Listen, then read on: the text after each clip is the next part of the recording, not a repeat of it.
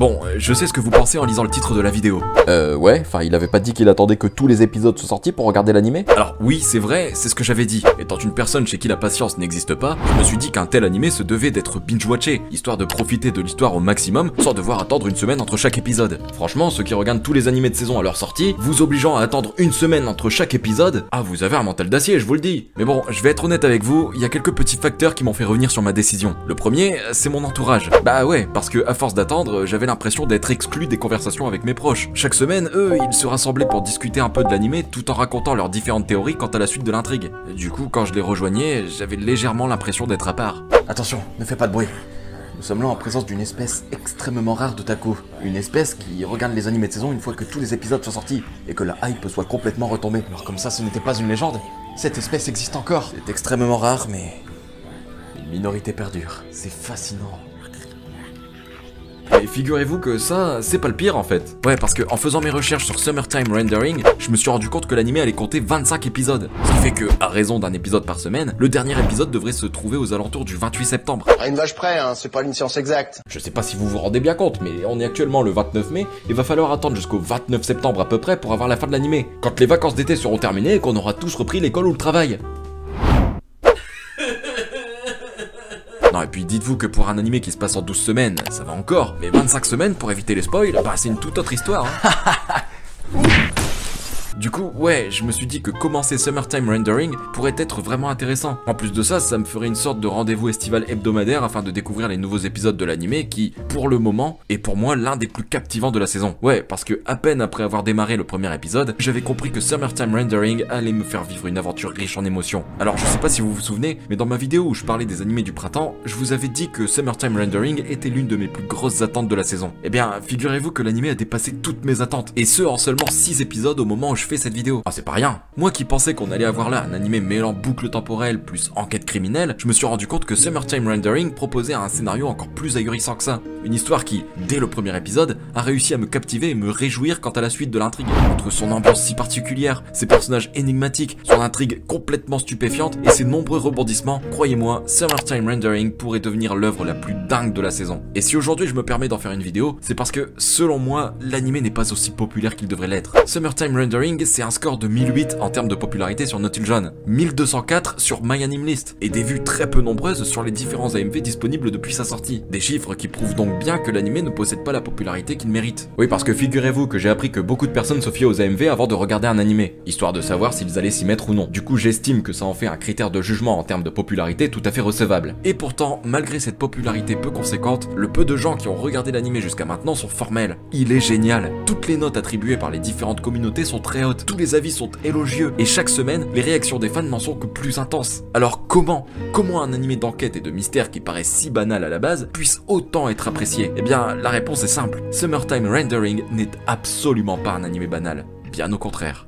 L'histoire va nous emmener sur la petite île de Hitogashima, une petite île peuplée de seulement 700 habitants. Shinpei est un jeune garçon qui a grandi sur cette île, mais qui, pour le bien de ses études, est parti s'installer à Tokyo. Malheureusement, 2 ans plus tard, un événement tragique le fera revenir sur son île natale, puisque sa meilleure amie d'enfance, Ushio, est subitement décédée dans un accident. Shinpei, dévasté par cette nouvelle, décide donc d'y retourner afin d'assister aux funérailles de sa défunte amie. Mais alors qu'à peine arrivé sur l'île, celui-ci ressent une étrange sensation, comme si plus rien n'était comme avant. Qui plus est, il apprend que Ushio n'aurait pas été victime d'un accident, mais bel et bien d'un meurtre. C'est alors qu'avant même de comprendre ce qu'il se passe, Shinpei se fera assassiner. Mais celui-ci ne mourra pas pour autant, puisqu'il fera un bond dans le temps jusqu'à son arrivée sur l'île. C'est alors que commence une enquête très particulière visant à comprendre tous les secrets de l'île dans une boucle temporelle qui s'annonce sans fin. Alors pour tout vous dire, au moment où je me suis lancé dans Summertime Rendering, comme je vous l'ai dit, j'avais de grosses espérances. Ayant toujours adoré les œuvres parlant d'enquête criminelle et de voyage dans le temps, je me suis dit que mélanger le genre pourrait donner un animé tout bonnement génial, comme ce fut le cas pour Erased par exemple. Et donc en commençant cet animé, je savais déjà à peu près à quoi m'attendre. Mais je peux vous dire qu'en réalité, je me trompais carrément. Summertime Rendering était loin d'être le type d'animé auquel je pensais. Au contraire, il était 10 fois mieux que mes espérances, à tel point qu'il ne m'a pas fallu longtemps pour m'investir pleinement dans la narration de l'animé. Au bout de seulement 10 minutes, je savais que j'allais vivre là une aventure hors du commun. Pour vous dire, à l'issue du premier épisode, ma réaction fut très démonstrative quant à ma surprise vis-à-vis de ce que je venais de voir. Pardon. Et pourtant, je vous avoue que c'était pas gagné, hein. Bah ouais, parce qu'en à peine 5 minutes de temps, on avait déjà 2 scènes fanservice à base de boobs et de sous-vêtements. Du coup, ma vraie première réaction a été...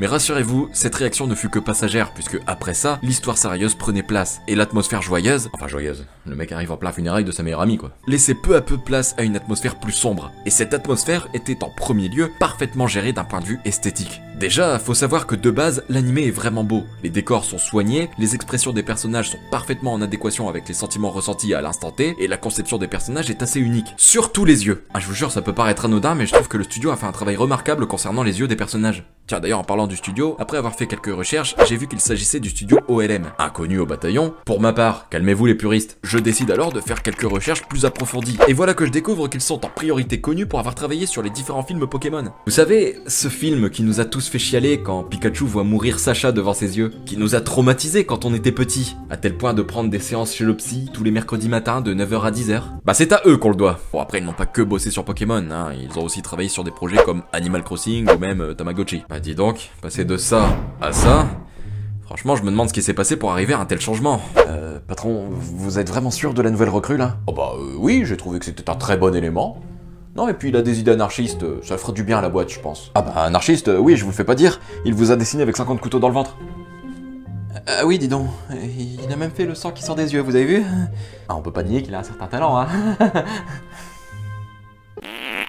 Attendez, c'est vous qui venez de... J'ai peur, Didier. Ouais, je vois ça, je sens surtout.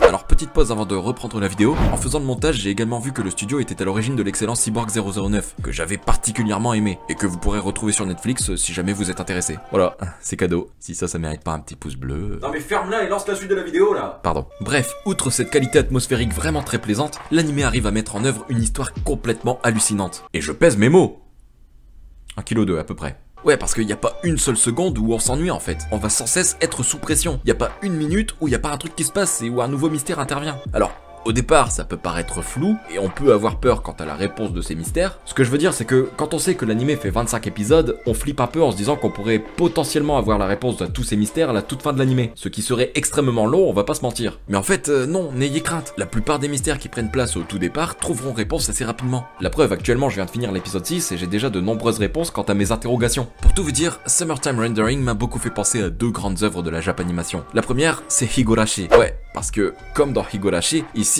on se retrouve dans une ambiance extrêmement pesante, bourrée de situations extrêmement glauques et de morts à foison. Qui plus est, comme dans Higurashi, Summertime Rendering nous fait prendre conscience qu'on ne peut faire confiance à personne. Même si la multitude de personnages que l'on croise durant le déroulement de l'intrigue semble extrêmement sympathique, il est important de rester vigilant, car derrière un sourire peut se cacher un esprit extrêmement néfaste. Donc méfiez-vous des gens qui sourient trop. Et le dernier point qui m'a beaucoup fait penser à Higurashi, c'est le mystère permanent. Si comme moi, vous avez regardé la vieille version de Higurashi, vous savez à quel point cette œuvre est énigmatique. Plus l'intrigue passait, et moins on comprenait. Mais malgré cette incompréhension, on continuait de regarder parce que on était captivé. Et ben ici, c'est pareil. Enfin, rassurez-vous, Summertime Rendering n'est absolument pas compliqué à comprendre. Bien au contraire. Tous les mystères qui vont nous être présentés vont renforcer encore plus notre envie de découvrir ce qu'il se passe réellement sur cette île. Et vraiment, avoir des réponses assez vite tout en rajoutant de nouveaux mystères par la suite, c'est vraiment très captivant je trouve. L'autre œuvre à laquelle m'a beaucoup fait penser Summertime Rendering, c'est Road Zero. Je pense très honnêtement que tous ceux qui ont regardé Summertime Rendering jusqu'à maintenant ont au moins fait une fois le rapprochement avec Road Zero. Ouais, parce que le voyage temporel de l'anime est un peu similaire à celui de Road Zero. Attention, je dis un peu. Ouais, parce que dans Summertime Rendering, il y a quelques petits trucs qui rendent la chose encore plus stressante et beaucoup moins cheatée. Mais ça, vous le découvrirez en regardant l'anime. Ah bah, je vais pas tout vous dire. Voilà tout ce que je peux vous dire sur l'anime de manière générale. Alors, oui, c'est peu, mais vous imaginez bien que, sachant qu'il s'agit d'un anime basé avant tout sur le mystère, je peux pas plus m'étaler que ça. Sinon, je vous spoilerai forcément. Quoi qu'il en soit, c'est certain que ce ne sera pas la seule et unique vidéo concernant Summertime Rendering que vous verrez sur ma chaîne. Je pense très honnêtement qu'à l'issue de ces 25 épisodes, si l'histoire continue à être aussi captivante et aussi bien gérée jusqu'à la fin, alors il est fortement probable que je sois amené à en reparler. Du coup, abonnez-vous. Bref, avant de conclure la vidéo, je pense qu'il est tout de même très important que je vous parle du personnage principal, Shinpei. En général, quand on se lance dans un animé, on a envie d'avoir un bon héros. Un héros qui nous fera vivre une bonne aventure et qui ne nous tapera pas sur le système au bout de quelques épisodes. Et bien ici, rassurez-vous, c'est loin d'être le cas. Shinpei est l'un des héros les mieux écrits que j'ai vus. Il est réfléchi, intelligent, mais surtout extrêmement prudent. Il ne va pas foncer sur le danger quand celui-ci intervient. Il sait très bien que foncer tête baissée serait du suicide. Et c'est ça que j'ai beaucoup aimé chez lui, c'est son côté réaliste. Plus les épisodes avanceront et plus il évoluera. Il comprendra certaines choses qui le feront complètement changer mentalement. Sa manière d'agir sera de plus en plus réfléchie. Ah bah en même temps, vu le nombre d'individus extrêmement dangereux qui l'entourent, je me demande si c'est pas plus de la méfiance que de la réflexion à proprement parler. Cette île est extrêmement dangereuse. Crois-moi, j'ai rencontré tout un tas de types vraiment hostiles. Sérieux? Faut qu'on se tire de là. Ah, je suis d'accord. Attends, t'es pas méchant toi, hein? Je peux te faire confiance. Quoi, moi? Mais t'es malade, je ferais même pas de mal à une mouche. Ok, je te fais confiance alors. Bon, faut pas qu'on reste ici. Suis-moi. D'accord, je te suis.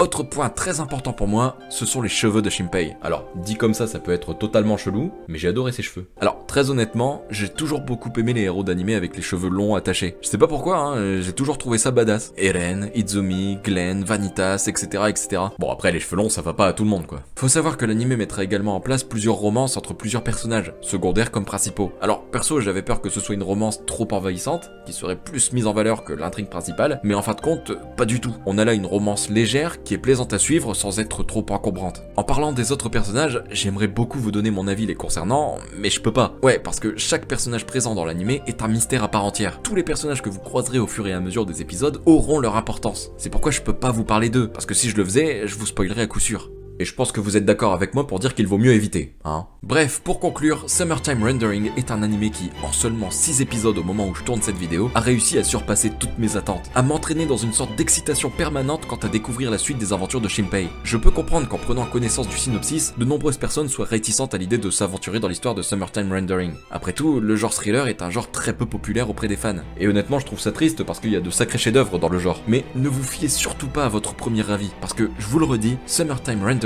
n'a absolument rien à voir avec les animés d'enquête habituels.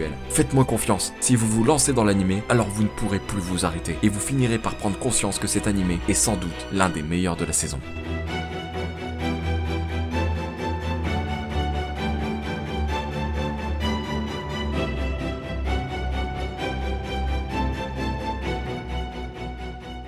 Bref, voilà ce qui conclut cette vidéo, j'espère qu'elle vous aura plu et que je vous aurai donné envie de regarder l'animé. Quoi qu'il en soit, j'ai oublié de le préciser, mais l'animé n'est pour le moment pas licencié en France. Oui, il est certes sur Disney+, mais pas en France. On est toujours mis à l'écart, nous. Et je dois vous avouer que ça me chagrine un peu que la France ne fasse pas partie des priorités en termes de diffusion. Personnellement, j'essaye tant bien que mal de m'abonner à toutes les plateformes nécessaires pour regarder mes animés afin de soutenir au mieux les studios, et pourtant il en existe une multitude. Ah, je peux vous dire que ma banquière n'est pas contente. Mais voir que certains sont licenciés sur Disney+, uniquement dans d'autres pays, bah ça me chagrine quoi. Vu le nombre de spoils qui sortent chaque semaine, c'est quasi impossible d'attendre la sortie française. Ah du coup faites attention à vous si jamais vous attendez. Ah les spoils ça prévient pas. Hein. Bref, si la vidéo vous a plu, n'oubliez pas de balancer votre plus gros kamehameha sur le pouce bleu, et de vous abonner pour ne pas louper la prochaine vidéo. Sur ce, moi je vous laisse, je vous fais des bisous, et je vous dis à plus dans une prochaine vidéo. Ciao.